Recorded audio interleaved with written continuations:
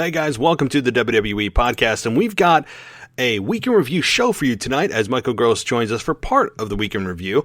So we're going to do that. I'll cover the rest of the Week in Review, the things that we didn't talk about, of course. So let's have some fun. Let's get everything started right now.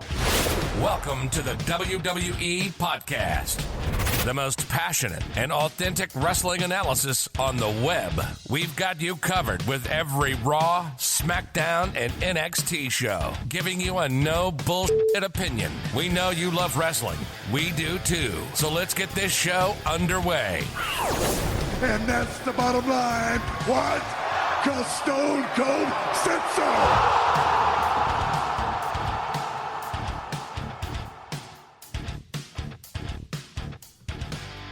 Hey everybody, welcome to the WWE podcast for this Sunday, November 8th, 2020. Hope everyone is doing well, that we're not glued too much to our news feeds, right? I mean, how many times are we refreshing the election results until we finally got a projected winner? I mean, you got to remember, it's projected. People just take the news at face value.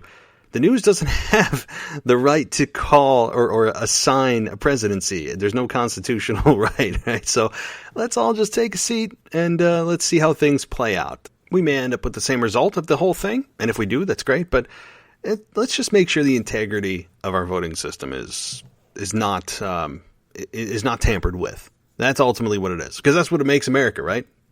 We can vote on who we want in, so any votes that are illegal should just be discounted. Period. I mean, that's all it is. Simple. Okay, let's talk wrestling. I just wanted to get in my 2 cents. You would hope that's an uncontroversial statement, right? Like, I'm not skewing one way or the other. I care who wins, but I want a fair winner. I don't want somebody just called ahead of time without a process being done, the appropriate processes. That's all. Okay, wrestling. That's what we're here for, and we've got a Week in Review with you tonight, and Michael Gross joins us for part of the show. And I say part of the show because our connection dropped, and so we will pick back up at another time. But I'll finish the Week in Review solo. What I'll do is cover the topics that he and I didn't cover at the end of the show. So you'll notice it kind of abruptly stops, right? But I will cover the rest of the topics I wanted to discuss with you guys at the end of the show. It's a little bit more SmackDown heavy, just because I do a full Raw review, but I want to also get my thoughts in on SmackDown. And yes, we have a great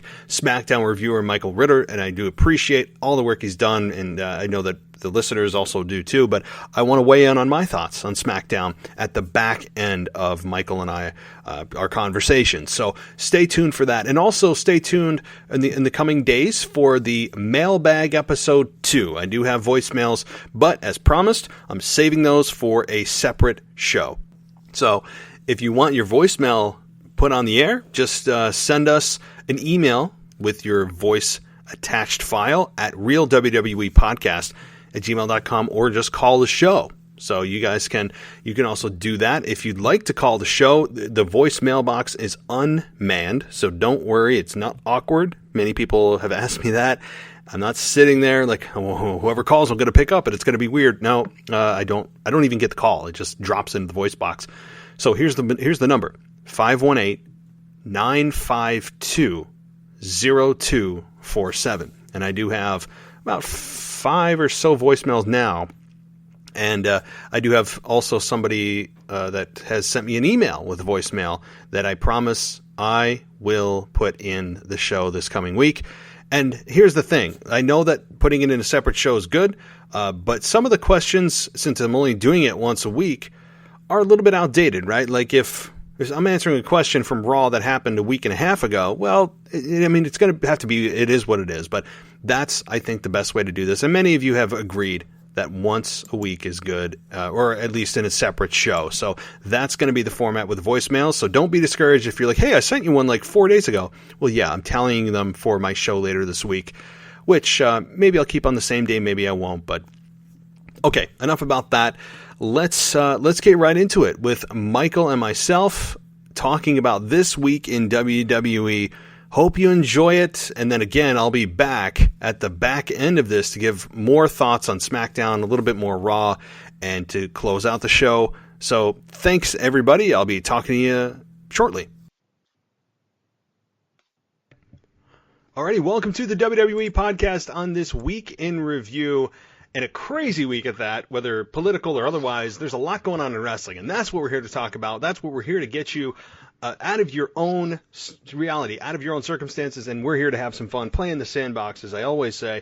And tonight, I've got the gardener, Michael Gross, back with us here on the WWE podcast, and I'm really glad to have him back. Hope everything's going well, Michael. How you doing?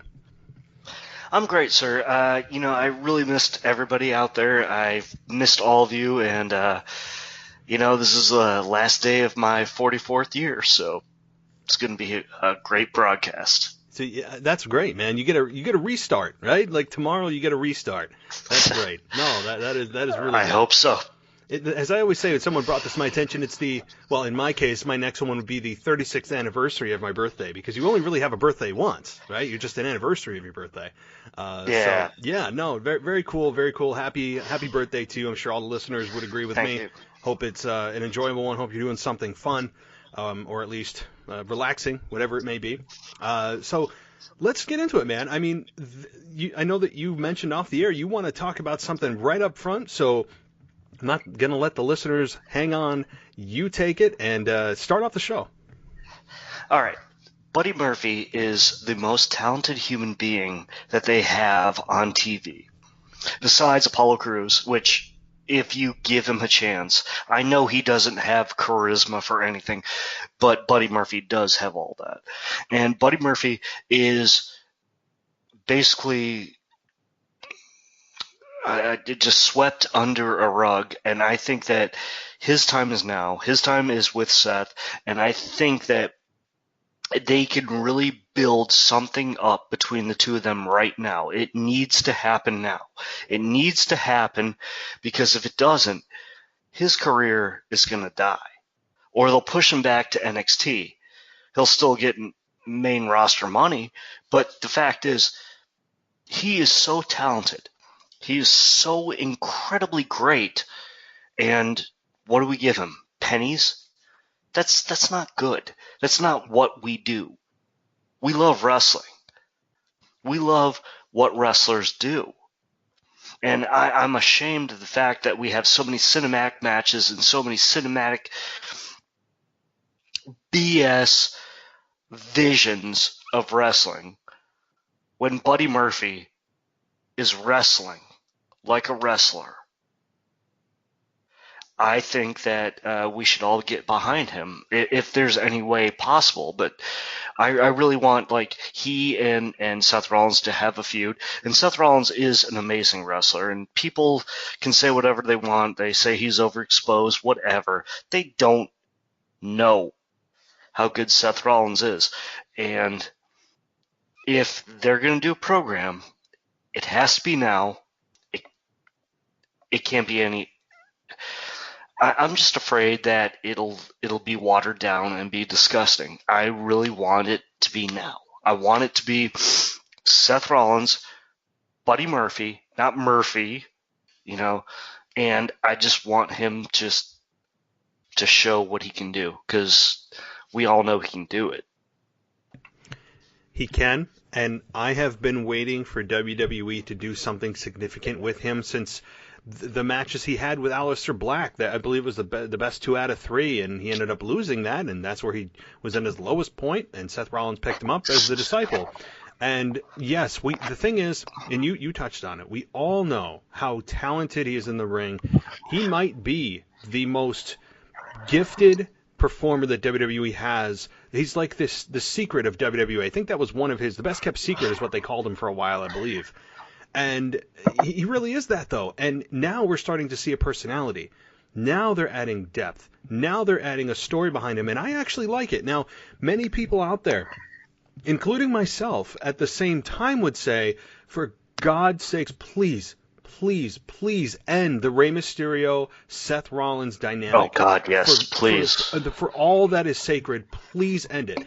And I would be 100% on board, except for the fact that if we can all suffer through this long enough to see Buddy Murphy become a star, that to me would be worth it through all of this garbage. It's been going on for I think 4 months, it feels like, for a long, long time. Through the Aaliyah stuff, through all of the Rey Mysterio and gouge your eye out, and all that stuff that is well behind us that we keep thinking is going to be done. If the byproduct of this, if the benefit of this, if the prize at the end of all of this is Buddy Murphy becoming a star, then I am on board for it. And that's the only thing keeping me interested in this angle is Buddy Murphy. End of story. And yes, Seth Rollins, how talented he is, and he's been kind of really been underutilized the last several months at least. And I'm sure he's excited to get away from Rey Mysterio one-on-one, Dominic one-on-one, two-on-one, whatever it is. He's happy, I'm sure, to at least just be working with someone new and to build a new star, and that's what this is all about. Well, here's my thing about Seth Rollins, and everybody poo-poos on him, so to speak. But the fact is, bell to bell, you find me a better wrestler. You cannot. You really cannot. Selling, seriously, I can argue, like, there are people I like. Okay, I like Apollo Crews, but he can't sell like Seth, even close. There are so many wrestlers out there, but there is nobody like Seth Rollins. That's why he is Seth Rollins. That's why he got the title out of the three of the Shield before anybody else, because he was important. But of course they had to demean him, which they were idiots with that. But he is so incredibly talented, and I just look at something like him. Oh man, like there's so many things that you could do, so many like just creative avenues that you go down, but they just don't see it. I'm sorry. I think no, you're touching on something I believe that a lot of fans are feeling frustration with. Is number one, the underutilization of Seth Rollins over the last, it's been like 6 months, I feel like, that Seth Rollins has been underutilized. It feels like a very long period of time. And it, I think, also touches on the fact that when he was drafted to SmackDown, all of the fans in unison, including myself, said, oh my God, yes, Seth Rollins gets a new environment. He gets a new landscape. It's a fresh start. Let's see what he can do. And we get right back to the Dominic, Rey, Aaliyah nonsense. And again, the only saving grace is Murphy. We know how good Seth Rollins can be, which makes me ask the question, as really good, great as Seth Rollins is in the ring, and how amazing Buddy Murphy is in the ring, can you imagine, because this is inevitable, it's inevitable that Buddy Murphy is setting up Seth Rollins. Can you imagine how good that matchup and string of matches is going to be? Oh, it's going to be amazing. It's going to be off the hook. Honestly, I mean, with the athleticism between the two of them, with the fact that both of them can go for at least a half hour or more. A lot of wrestlers can't do that. The fact that they don't do high spot after high spot, they're saving something. And it might be a high spot special for their match, but I will watch it because they haven't done high spots all the way to the match. Exactly. That's the thing, and this is the difference between telling a story in the ring, which these two performers can do, and just doing moves, as we've said many times on the show, just to do moves, and there's no story. These two can tell an amazing story, and there's at least a foundation. We know why these two are going to fight, and yeah, it's not official yet, but let's be real, it's coming. And we know why. We know the backstory. There's a long backstory with these two. I mean, how long ago did Murphy join Seth Rollins? I mean, fans were in the arena when that happened. So it has been a long time coming. And it is, to me, like you mentioned at the very top, at the beginning of this topic here, you mentioned that you hope this isn't watered down, they don't screw it up, because this really could be Murphy's only opportunity to really make a statement as a main event player. And could he be that? Yes, but he is going to have to step up his game. Like, this is the only opportunity he's getting. And yeah, if creative gives him total crap, he's going to have to find a way to make it. You know, I mean, the old saying goes, what? Make chicken salad out of chicken, you know what? That's exactly what Buddy Murphy's going to have to do if the creative isn't superb. And I hope that he's taking this as serious as many fans are, because this is the only thing, again, hooking me on this whole angle. Any final thoughts on this before we move on? No, I just want Buddy Murphy to actually have a push and go forward with his life, because he deserves it. He's a great wrestler. And he's got a great sparring partner with well, I still call him Tyler Black. It's bad habit, but you know, I know. But with Seth Rollins, and man, I just want to see like a great wrestling match, and I think that those two could put on a barn burner. They could just tear the house down. I want to see that. I think you will. I don't think there's any question that this is coming. And I'm sure that Murphy at times, when WWE did their cuts and their massive cuts over the last year, especially in April when they let like 100 employees go, that he was probably discussed on the table as one of the guys that they might cut. I'm sure he was in a discussion. And he's one of those guys that if this fails and it doesn't go well, and this angle flops, and they will blame it on Murphy. They will not blame it on Seth Rollins. They will not blame it on creative. This will squarely fall on Murphy. So I think Murphy needs to realize the pressure that he has on him, because this is sink or swim for him. And he's a guy that I could also see after, like you said at the very beginning, you know, this could end up really bad for him, where he just goes back to obscurity, and the next thing you know, he's future endeavored and then shows up in AEW. I think he'd be a really good fit in AEW, because he'd be one of those guys that AEW looks at and goes, this guy's awesome in the ring. What is WWE not doing with him? Why are they not doing anything? This is a guy, if they screw up, Murphy probably has plan B in my eyes. But all right. Well, so let's talk about Carmella. Yes. Yeah, I know you wanted to talk about that, so yeah, go ahead. Why is she still employed? I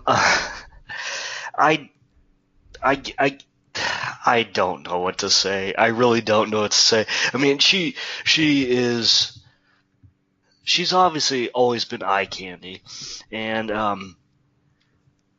the people that made her, which was Enzo and Cass, are gone, and yet she still gets these opportunities to be at the top of the card, and I don't get that. I really don't get that. And she's not terrible, but she's not that good either. And I do not understand why she's getting this push at this point, when they're like, Dana Brooke, I think, is talented. Dana Brooke is a super strong, really good, badass woman. And she's not getting a push. She is kind of, but not the same as Carmella. And I get it. Carmella's like a Barbie doll. She's beautiful. She's 6 foot whatever, and she's just beautiful. But that does not equal talent.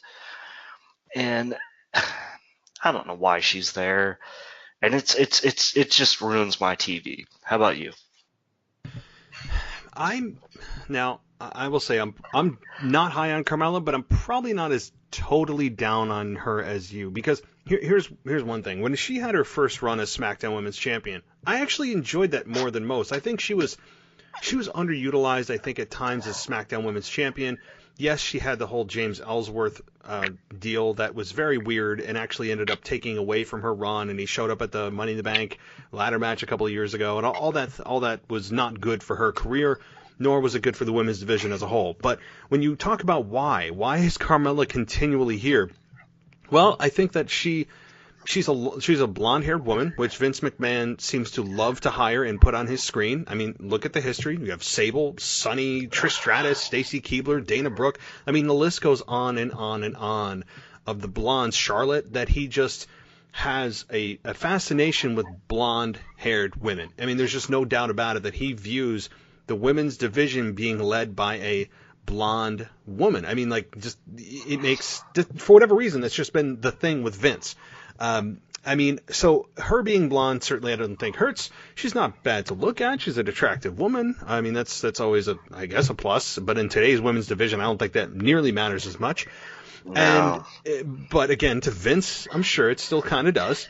Now, you know, again, Carmella, as you said, she's not bad in the ring. I don't think she is terrible. I think she is okay. I don't know what they're doing with her. Lana's another one. I mean, these blondes just keep popping in my head.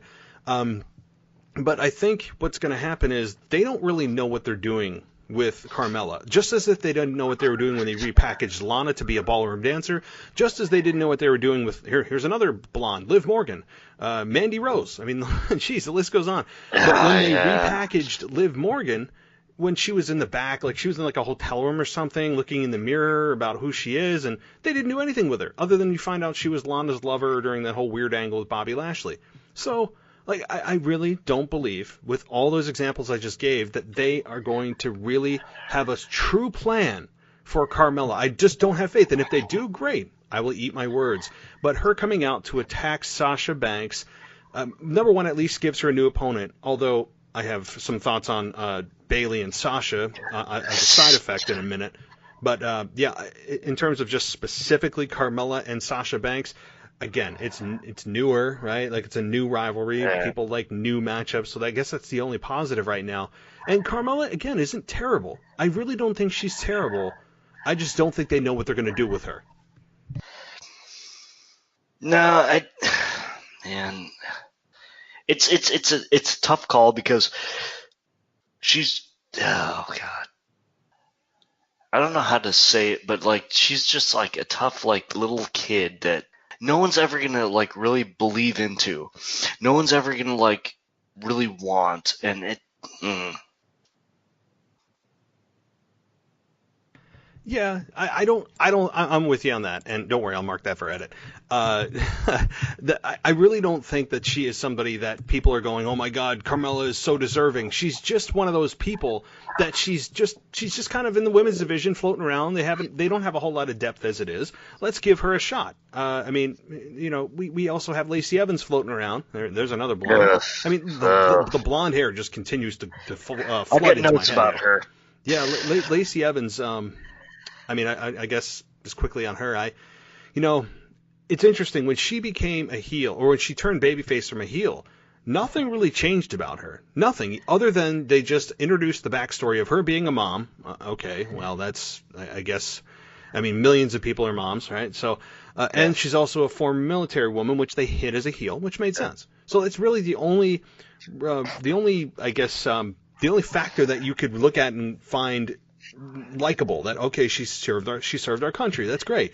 And now she's gone back to just being everyone's a nasty, and she's being like Lacey Evans is really irrelevant right now. I don't know what they're doing with her. Do you have any idea what Lacey Evans is doing? Probably shopping at Target, looking for diapers, something like that. Yeah. Like, I don't get the fact that like they want to push it down your throat that she is a mother, she is a patriot. Yep. And we all are patriots. I mean, we all live here, you know. But then we don't know what the heck to do with her. They have never had a clue what to do with Lacey Evans. And in the last couple weeks, I look at it and I'm like, you still don't have a clue. It's sad. It's really sad. I mean, I don't really like Carmella or Lana. I don't want to see either one of them in a ring. But I would see Lacey Evans in a ring before them because she actually has more talent. And with that being said, there's no reason for her to be in the ring because they have no story. Well, that's just it. There's nothing for her right now. The women's division, honestly, outside of Bayley and Sasha, which is, I guess, over for now. For now, it's over. I mean, that was kind of weird that they... Now, look at this. I guess I'm going to be kind of going on a tangent here, but this has really bothered me with Sasha and Bayley. As a whole, it's not that their matches have been bad. We knew their matches weren't going to be bad. In fact, that was the one thing I was looking forward to is these two have really good chemistry. They've killed it in the NXT TakeOver before. They fought each other. They've been best friends. They fought each other, and every time they're together, their chemistry's good. There's no problem there. But here's the problem. They have built this up for 6 months plus of how they've won every championship, minus the NXT Women's Championship, of course. How they're best friends. That they're just gloating every single week. Then Bayley breaks up with Sasha. And Sasha's, I guess, by default, a babyface because she wasn't smart enough to see that Bayley was going to turn on her. It was all predictable. We all know that. Right. But here's the biggest problem I have. Not only is Sasha, we're all supposed to feel bad for her because she wasn't smart enough to realize, like, she hasn't changed anything about herself other than, the babyface should never be outsmarted. And she was outsmarted by the heel. So now, actually, she's kind of like a pitiful babyface. And then, on top of that, the match that we all were like, oh my God, it's going to be great. They could string it out several months. Their first match after this build was on a SmackDown before the draft. Then we got Hell in a Cell. And then we got another SmackDown match for the SmackDown Women's Championship. We got 3 matches. 2 of them were on free TV. What are they doing? There are 2 of them. 2 out of the 3 matches are on free TV for a program that fans couldn't wait to see have happen. So if this is done for the foreseeable future, I have no idea what the hell WWE was thinking. That's terrible marketing. A terrible way to set up a match program if you want people to subscribe to the network when you get 2 out of the 3 matches for free. I mean, I don't understand. I don't know. All right. No. I mean, that was the Attitude Era too. I mean, you have to look at that like we have a steel cage above us. I mean, like, what the father? Why do we have a steel cage? And who made this? Like who was in charge of this? That's oh God, it's shoddy booking. All right, so I'm going to talk about some of my notes I have here. First of all, the Street Profits, they need to go away. They need to go away. I have no problem with them being the tag champs, but obviously everybody knows that Montez Ford is going to be the world champion someday in 20 years. But the fact is, right now, in brass tacks and baseball bats, it plagues our television.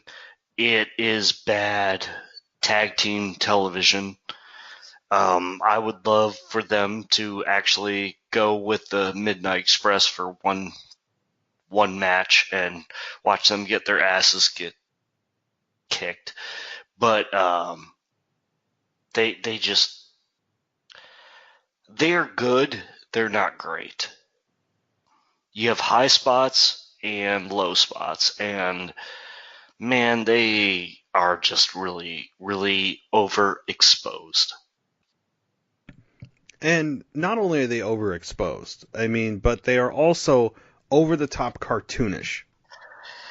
Yeah. I'm not a big fan, and again, there's somehow there's a demographic for this.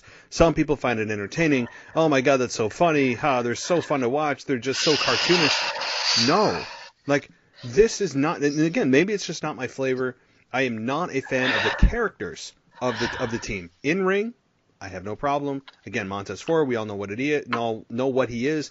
How many times they do the replay on the splash that Montez Ford does of Corey Graves saying, "From the heavens." I mean, how many times are we going to see that before we are driven home and the fans are just educated to believe that Montez Ford is the star coming out of this tag team? He is. But Again, this is not my cup of tea with their characters. I find it extremely obnoxious. They're not entertaining. I don't know what they're saying half the time. And if not Montez Ford, but Angela Dawkins says "fam" one more time, I may gouge my eyes, put a pen in my ear. Fam. Can we just say Angela Dawkins? Right? Like, can we just use names? Do we need to use? It's kind of like Jey Uso saying "oos." Everybody's "oos." Oh, come on. I hate that. Come on. I hate that. I don't know what it is. Like, can we just use names? Like, if someone called me "oos," so it's what do you have a tick, or do you have like Tourette's? Like, what is this? Right? Like, I don't know. But I that kind of stuff adds up to me. That kind of stuff irritates me. But it is what it is. I'm with you on them being tag team champions. I'm okay with it. I don't know. To me, they make a joke. I don't want a comedy tag team being champions. Period. Ever. I don't want a comedy tag team champions for long anyway. If it happens as a shock for a couple of weeks and they're kind of transitional champions, fine. But in long term, when you take those belts and you put it on a tag team that is nothing more than comedy segment after comedy segment after comedy segment, and they're supposed to be cartoonish, entertaining, over the top, this bombastic, just ridiculous volume turned up 10 to 10, obnoxious. That's not a tag team that, to me, are true champions that can hold the belt and add value to it. To me, they're taking away value from the belts. I mean, that's what it's all about to me. So. No, I completely agree. But, we had to do that with the New Day.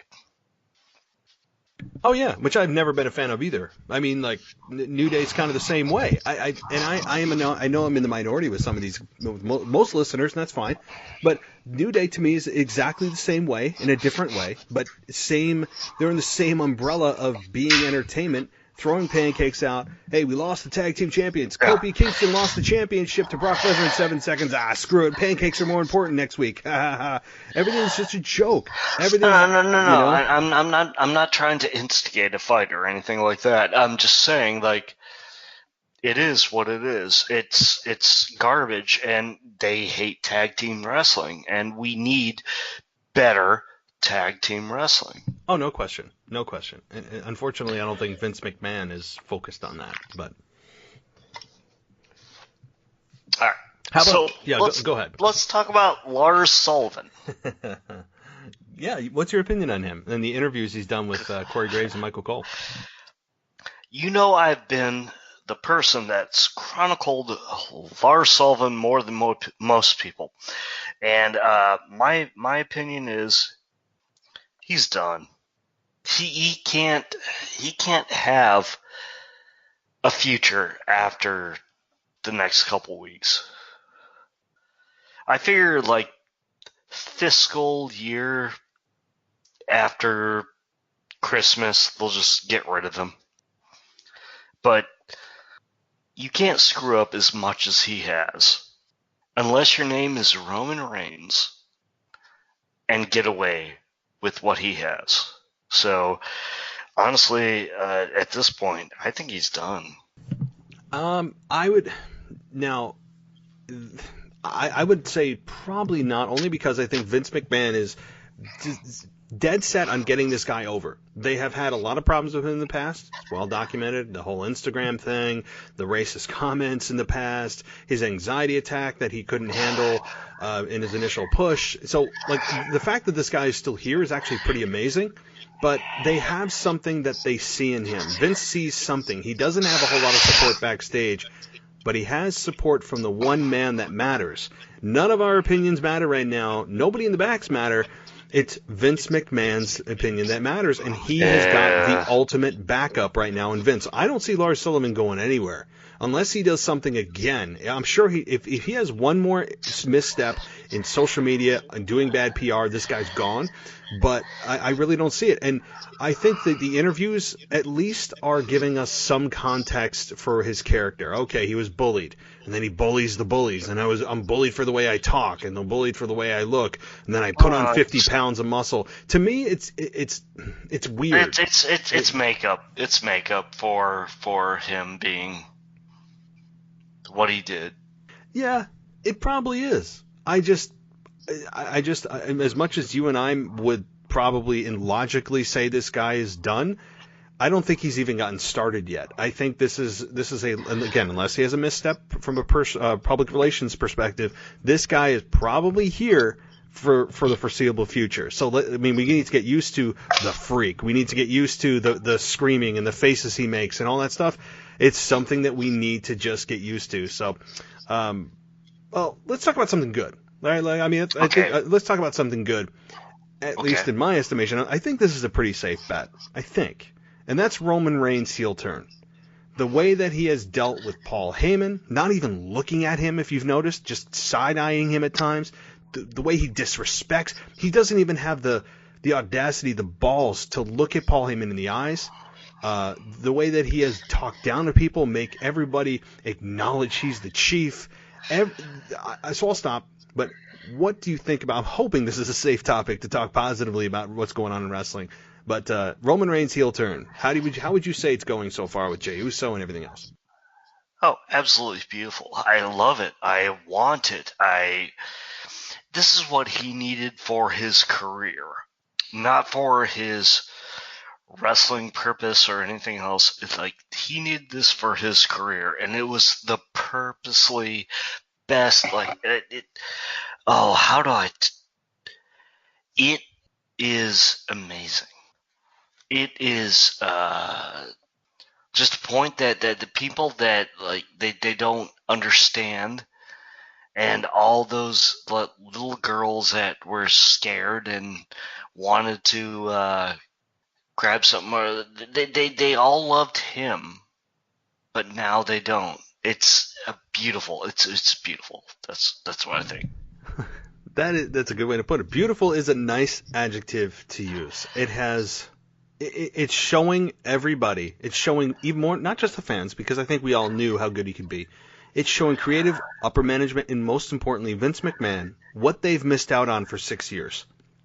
We have now revealed the best side of Roman Reigns on camera, and that is just his natural arrogance, his entitlement, that is sitting beneath the surface that he has to cover with a babyface character. And that's what he's been doing for 6 years. Being somebody that he's not. And being somebody that Vince McMahon wants him to be. That's the difference. All right, guys, this is where things faded out for us. And so I'll kind of pick it up here. As Roman Reigns, as I said, has been doing an absolute brilliant job. I mean, I cannot say enough about his work, his believability, Jey Uso in a supporting role, Paul Heyman in his limited role. Amazing how Paul Heyman is an afterthought in this. That's a testament to how good Roman Reigns is doing. You know, in your mind, when you're creating this story, you would think Paul Heyman needs to be there to support Roman in one of his weaknesses, which is promos. But in a heel role, it's as if things have been let loose. It's as if he is just going to work and being himself. Now, do I actually believe that he's a total D-bag like this in real life? No. But do I think it lives beneath the surface? Maybe. Maybe. You know, everything I've heard and seen that he's a nice guy and he's a family man. But sometimes that darkness lives beneath the surface. And once it's let out, it's magic. And we're seeing magic right now. With Roman Reigns, Jey Uso, who has stepped up big time and is establishing himself as a main eventer. Yes, he's Roman Reigns' lackey. And Jimmy Uso will eventually fall in line as well. There'll be the bloodline. And that's fine, though. You know what? That's more relevant than them. I don't know. What didn't one of them host like the karaoke segment, that famous terrible karaoke segment on SmackDown where they didn't know what to do with the women? I think one of them did. Yeah, because one of them was Naomi. Yeah, because Naomi was there and her husband. Yeah, so now it's all coming back to me. So yes, this is better than hosting the karaoke segment or being in another tag team match with New Day. You know, Lord knows we don't need to see another one of those matches. So certainly, this is the absolute best and highest that Jey Uso and soon to follow Jimmy will have been in their entire careers. And you could establish them as true singles main event stars coming out of this, because I think that they're with Roman Reigns for the long term. They're with Roman Reigns probably till the end. I could see this really lingering on for quite many, many months, if not a year plus, where the bloodline just continues to ravage through opponents. They do the dirty work. Roman Reigns comes in and just gets the easy win. That's a great story to tell. And Roman Reigns, the way he talks, he won't even look at Paul Heyman. He side-eyes him when he speaks. He doesn't even have the courtesy or respect to look at Paul Heyman. It's brilliant. It's great. It's great stuff. Roman doesn't feel like he's being this ultra corporately scripted babyface manufactured out of Vince McMahon's, garage, because that's ultimately where the babyface character of Roman Reigns came from, which never truly worked. If it truly worked and it was as successful as they say, why did they turn him heel? Right? You could say, well, he did it for 6 years. Not successfully. Not successfully to the point where they wanted him to be the next John Cena, the next Stone Cold, the next Rock.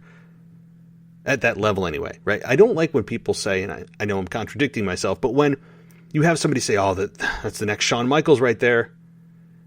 I don't want anyone to be the next anybody. That's an original. I know the what they mean when people say that. Oh, that's the next Stone Cold. No, I don't want another Stone Cold. But I know that when I say that, I say it to mean I want them to achieve the level of success in the business that Stone Cold or The Rock or Undertaker, whoever did. That's, I think, the distinction here, is I don't want someone to be a carbon copy of somebody else. But, okay, see, I'm digging in too deep in something. Okay, but my point is the Roman Reigns thing, man, is awesome. And I'm glad that we kind of turned the conversation, because for a while it was a little bit negative. And it just was. That is what we do here on the show, is not just for clickbait or to be controversial or to be a produced segment so that all we do is crap on the business. No. If I hated the business so much, I wouldn't be dedicating hundreds of hours a month to this show. That's not my gig. So if the beginning of the show seemed super negative, well, some of the angles are deserving of it. Dominic and Rey Mysterio, deserving, right? Carmella, controversial. You could go either way. I mean, you certainly heard our opinions. Roman Reigns is where I wanted to turn things around and make a positive turn. And that's what we did. I want to balance this thing out. I want to balance it out to make sure it's not just a downer of a show, because Roman Reigns is certainly a highlight. And I had a feeling over the 6 years that we could get to this point, and I don't even think we've scratched the surface of how brilliant this is going to be. I really don't. I've got nothing to criticize about this program, this angle with Roman Reigns. Nothing other than, can Jey Uso please stop saying Us and use names, like the rest of us? Okay, you don't get to choose names for people, which everyone's just Us. I don't know. I went on a little bit of rant, as you heard with Michael, but anyway, this is a great angle. I hope it's for the long haul. I really hope they have a long-term plan. This isn't just a one-off for 1-2 months. I don't think it is, because of how positive the feedback has been, of how great it's coming across on camera. They're on a roll. They are literally firing on all cylinders with this. They're firing on all cylinders.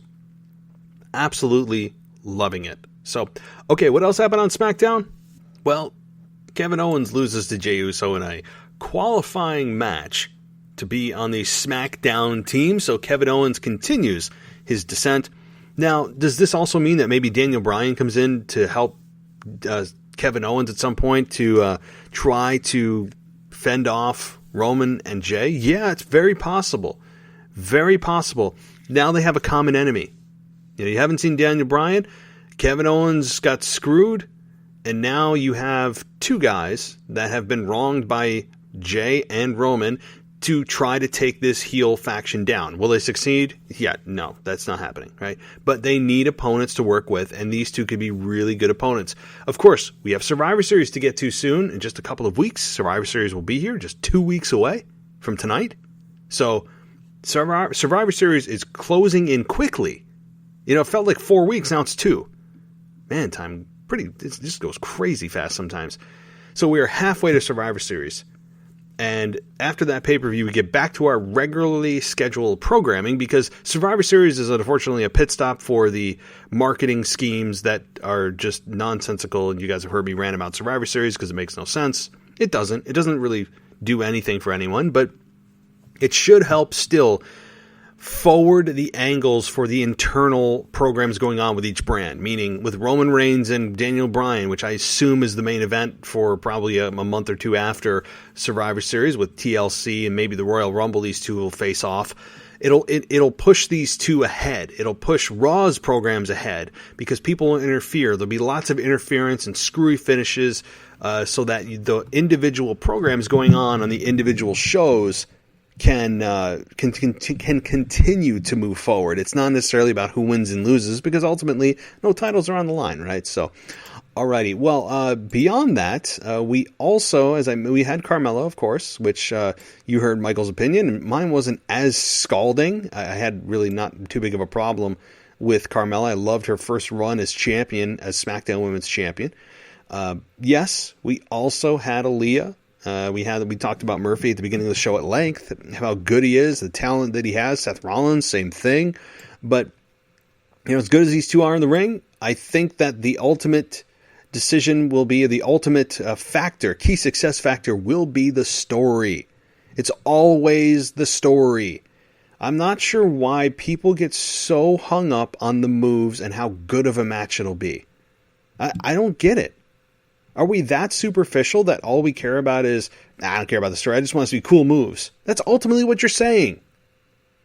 Since when has an important story been a second thought or an afterthought after, well, it's going to be a good match? We have seen plenty of matches that have not been good matches that are memorable matches. You want an example of not a physically great match that was remembered forever? How about Rock Hogan, WrestleMania 18? Certainly not a technical match. Very few moves in that match, but it mattered because of the story, right? And the stage it was on. Everything doesn't have to be about how good of a match it'll be. How about we judge the story, or we judge the outcome of the program based on how good the story was? I don't know. I'm just, anybody else in this camp, or am I the lone soldier here? Not so concerned about how good of a match it'll be. Instead, I wanted the story to be good. I think we have been slyly educated by WWE over the last 5 to 10 years to not worry about so much about the story, but to worry about how good of a match they can have. Well, I'm not going to be fooled by this. And I hope you guys won't either, because at its heart, pro wrestling, when it's great, the stories are great, the characters are deep, the matches make sense. And instead, what we've all of a sudden been educated to is, well, the stories, it can be kind of like weak, or it can have some plot holes, but boy, they had a great match. That's not long-lasting success. That is not long-lasting. It's not a formula for a long-term success. It may work in the short term with people being satisfied. Oh, it's a great match. Stories, characters that are deep, and you understand what's going on. It's good versus evil. Period. I know it's super simplistic, but that is what will always work. It's a tried and true formula that, yes, it's a very overused at times plot line, but that's ultimately what it's about. It is about stories and characters and understanding who and what they are. But unfortunately, for fans, they have been complacent with stories and high on what the match quality is. No. We need to wake up, folks. We need to wake up. Why are we settling for just great matches instead of great stories? I can tell you right now, if you get into a story, that will ultimately make you more satisfied watching a program than how great the match was. Because it will, here's why. You can be enthralled with a story for many weeks, months, or longer. Look at the Roman Reigns angle. We're all loving it right now. For the most part, I think it's a very successful angle so far. Yet, how have Roman's matches been? From a wrestling perspective, they've been brutal, but simple. If you only have a great match, but the story is weak, then the fans only care about that story or that program when they're in the ring. They don't care about the build, because the build has been weak, lackluster, non-existent. They only care about it for that short period of time, then they move on to the next thing. Instead, great angles, great payoffs last forever. The fans remember that. The fans remember that. Superficial moves without a backstory don't carry any weight. They're short bursts, and I describe it as fireworks. Right? Because you always want the next firework. You want the next, oh, boom, boom, boom. Let's do the next thing. Oh, cool, cool, cool. Oh my God, this is great. And then when it's over, you're like, okay, well, that was nice. But you don't feel any emotional connection to fireworks. Right? Most of us are just kind of like, oh, that was fun. Okay, I'm going home. That's it. That's what wrestling fans have been educated to believe is what makes great wrestling. Great matches. And if a great match happens as a side effect of a great story, fine. But unfortunately, we've all been brainwashed to believe that creative comes second and great matches come first. No. And I would argue we don't even need to have, quote, 5-star matches for every program. No. Matches can be okay, but have a great story and you're still interested in the outcome. WWE has gotten away with murder by covering up their ineptitude with great matches. No, I'm not being fooled. It's nothing more than masking their inability to tell great stories by telling us how great of a match it was. They're going to steal the show. They're going to tear the house down. Oh my God. No. Those happen as a side effect of a program, and if it happens, it's a bonus. It should not be the focus of what wrestling fans want to care about and see, because it's not emotionally invested. You don't have emotional investment, you don't have anything. Because it doesn't last. It does not last. You want to feel, as a human being, we're naturally emotional creatures. If you don't feel anything after a match, satisfied, sad, happy, after that story's been told, and you just go, oh wow, those moves were pretty cool, they've had a great match. You failed.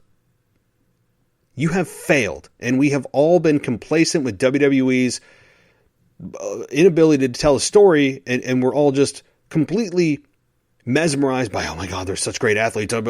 No. Okay, I think I've made my point, but I'm going in circles.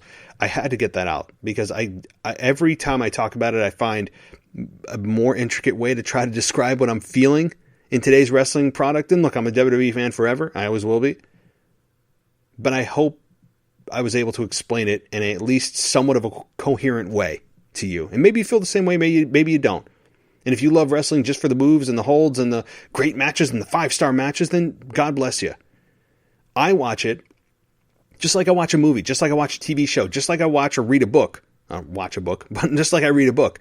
I want to get into the characters' heads. I want to know what they're thinking. I want to know why they're doing what they're doing, where they're going, who they're with, and why they're there.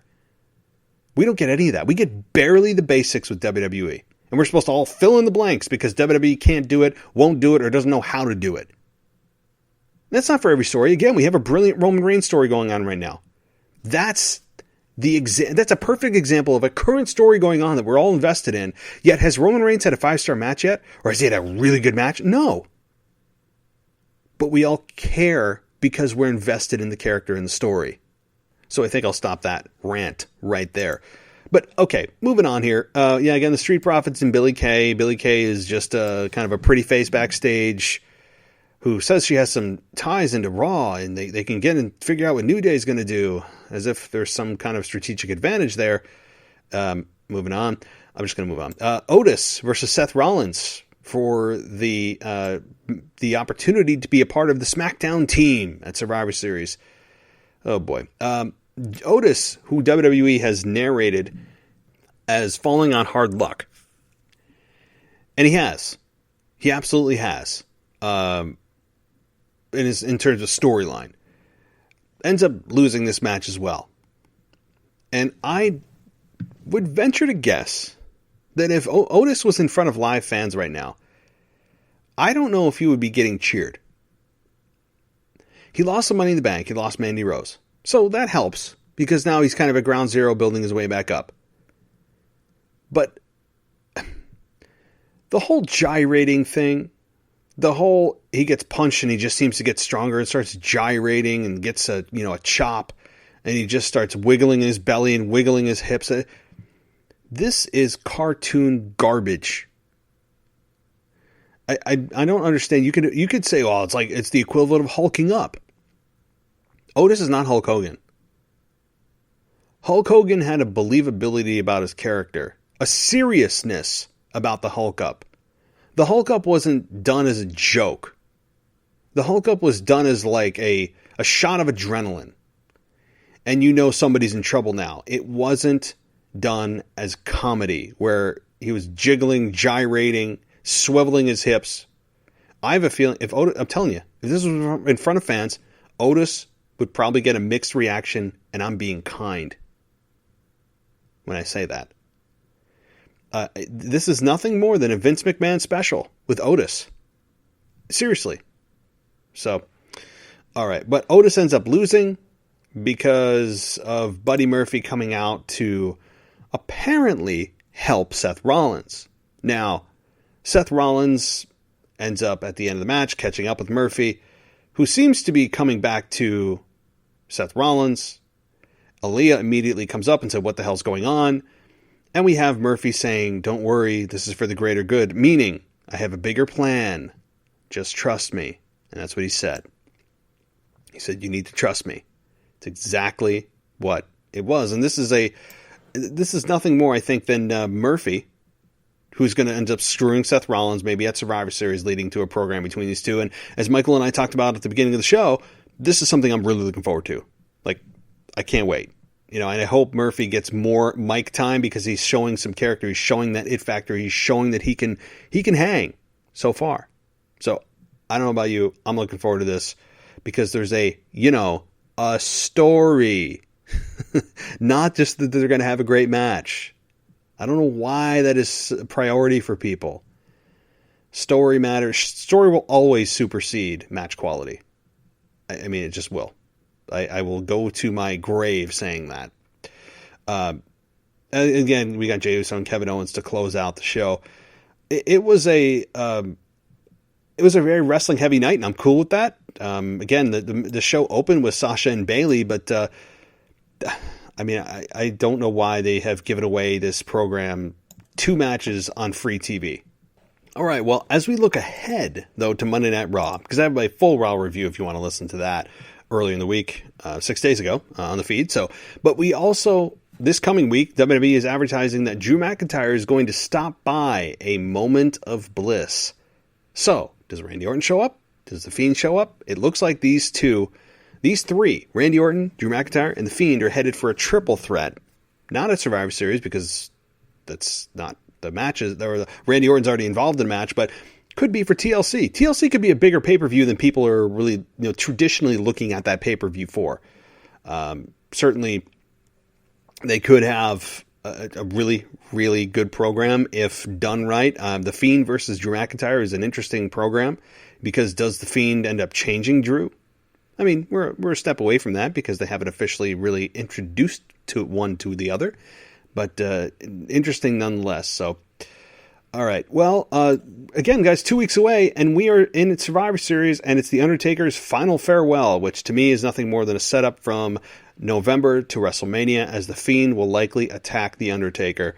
That is my official prediction, has been for a year and a half, 2 years now, that The Fiend, since the character debuted and teased us with the date of 11/19 or 11/22, whatever it was, that it will be The Undertaker and The Fiend to close out his career. Good, bad, or indifferent, Undertaker is going to call it a day at WrestleMania 37 against The Fiend, and that's how he should go out, with The Fiend victorious over the Dead Man. I think that's how it probably should and will go out, down, and I'll be continuing to do WWE Nostalgia shows on Wednesdays focused on The Undertaker until Survivor Series, and then we'll move on to another subject. But I think that's it, guys. I mean, I know there's tons of other little things maybe we didn't cover, but on a side note, Alex Trebek, as we all know, has passed away, so kind of sad, right? Like, I feel like I just watched him, and he was doing good, and he talked about his cancer, and he's, in the small percentage of those who have survived this long, and he's gone. So, kind of puts things in perspective once in a while, right? Like, you have somebody that, even a celebrity, that you somehow feel close to, even though you've never met them, right? Many people felt that way with Kobe Bryant and his daughter that passed away earlier this year in a helicopter crash.